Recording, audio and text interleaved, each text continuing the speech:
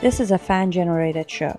If you would like to support us, please go to jamieglazov.com, and also don't forget to subscribe to our YouTube channel. All your support is greatly appreciated. There's a new book that just came out. If you've been following our page, you know about it. It's called Jihadi Psychopath by Dr. Jamie Glazov. I will tell you, as an expert on Sharia, as a former child bride who has suffered and faced my own jihadi psychopath, I want you to go and order this book on Amazon.com or go to jamieglazov.com. Get a copy for yourself. You know why? Because you need to be equipped with the knowledge to fight our enemies so you can save your daughters and your granddaughters from future of Islam. They don't have to face what I did. Go to Amazon.com and order your copy of Jihadi Psychopath by Dr. Jamie Glazov. Good evening. Welcome to the Jamie Glazov Moment. Tonight, Rashida Tlaib's Jew hate problem grows. My friends, as you hopefully already know by now, and if you've been watching the Glazov Gang, you will know that Representative Rashida Tlaib, well, I would say she's got a lot of problems, but one of those problems is an anti-Semitism problem. And it's, you could say it's bigger than many have imagined. It could be argued, and definitely bigger than anything that the establishment media would even dare tell you, because the establishment media is yet to say even one thing. But we have here at the Glazov Gang, on a recent Jamie Glazov Moment, I did a video on Tlaib's guest-praised murder of a 4-year-old Jewish girl. That was the title of the video. Yeah, that's right. Rashida Tlaib has guests, and she has allies that praise murders of 4-year-old Jewish girls. And Daniel Greenfield had done a blog about that at The Point at frontpagemag.com. And my video was based on his blog. And today my video is based on a new Daniel Greenfield blog at The Point at frontpagemag.com, because that's the blog you should be reading. And if you want to know what's going on, you should be reading Daniel Greenfield. And so his new blog is called Representative Tlaib's Anti-Semitism Problem is Getting Worse. And Daniel is reporting some really disturbing stuff that Don Lemon and Anderson Cooper and Rachel Maddow will not tell you. So what Greenfield is reporting is what the recent Daily Caller report has told us. Because the Daily Caller has recently revealed how closely Tlaib is linked to hateful bigots. No surprise. But what's the caller telling us now?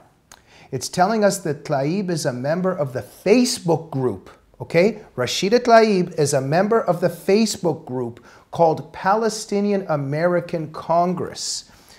And the members of this group often demonize Jews. Now let me see. Who is this group's founder? Well, it happens to be Palestinian activist Mayor Abdel Kader, who was a key fundraiser for Tlaib. And he organized campaign events for her around the country. So the Daily Caller also reports that Tlaib has close ties to Abdel Kader, and Abdel Kader is a huge Jew hater. Wow, Tlaib is in very interesting company. What else does the Daily Caller report? Well, it tells us that in January 2018, Abdel Kader shared an anti-Semitic video. This is Rashida Tlaib's pal, okay? So Abdel Kader shares an anti-Semitic video that claims that Jews aren't actually Jewish and that they invented their historical claim to Israel. And guess what? They secretly control the media. Now, this video, which described Jews as satanic, also questioned whether 6 million Jews actually died in the Holocaust. It tells us to research the truth about the Holocaust, quote unquote, and you'll definitely start to question what you thought you knew, the video narrator tells us. Al-Kader is closely linked to Tlaib once again. What else does the Daily Caller tell us? That in March 2018, Tlaib presented Abdel Kader with a medal showing her appreciation for his help with her campaign. She posted multiple pictures of herself with Abdelkader on Facebook during the campaign and emphasized how important his support was to her. Abdelkader, meanwhile, has taken credit on Facebook for organizing fundraisers for Tlaib among Arab Americans and putting in hundreds of thousands of dollars for her campaign. Photos he's posted on social media show him speaking at Tlaib campaign events. This is the Daily Caller report.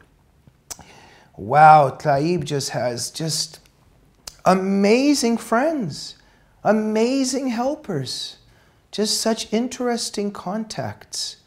You know, it's interesting if a member of Congress or a senator or anybody in our government was connected to something so abhorrent as the Ku Klux Klan or some other degenerate, awful, racist, bigoted, racist group. The media would be in a storm about this, and that would be right to be in a storm about it. It would be right to voice indignation and to call a person out for being connected, let's say, to the Ku Klux Klan or to some degenerate white supremacist. But why is it that there are Jew haters who question the Holocaust, who demonize Jewish people, who promote the genocide against Israel, etc., etc., etc. And Tlaib is friends with these people, friends with people who are supporters of the murders of 4-year-old Jewish girls, or of this character here. Why is that okay? Well, it's okay because the establishment media is dominated by the left. It's run by the left. And you see, as we know, the left embraces Jew hate. It embraces the Palestinian death cult against Israel, for example. We know that. It's okay with Louis Farrakhan, that's called, among other things, he's called Hitler a great man. It's done absolutely nothing, for instance, on the black Hebrew Israelites recently. They were in the news because of the Covington fake news that we know about, but no features on the supremacism and hate of the black Hebrew Israelites, for instance. Now, I discuss all of this. I document all of this in my book, United in Hate. And I explain the left's romance with anti-Semitism, why the left is full of Jew haters and its ugly romance with anti-Semitism. Get my book, United in Hate, and you'll understand it. That's why the Democrats don't say anything about Tlaib in this case. That's why the establishment media doesn't say anything. But Daniel Greenfield at the blog does an excellent job in calling all of this out, bringing a light to it, as the Daily Caller does. Fantastic. And Greenfield makes a very powerful conclusion on Tlaib and her connections on his blog that you should read at the point. He writes, quote, "This is the ugly flavor of anti-Semitism being mainstreamed on the left.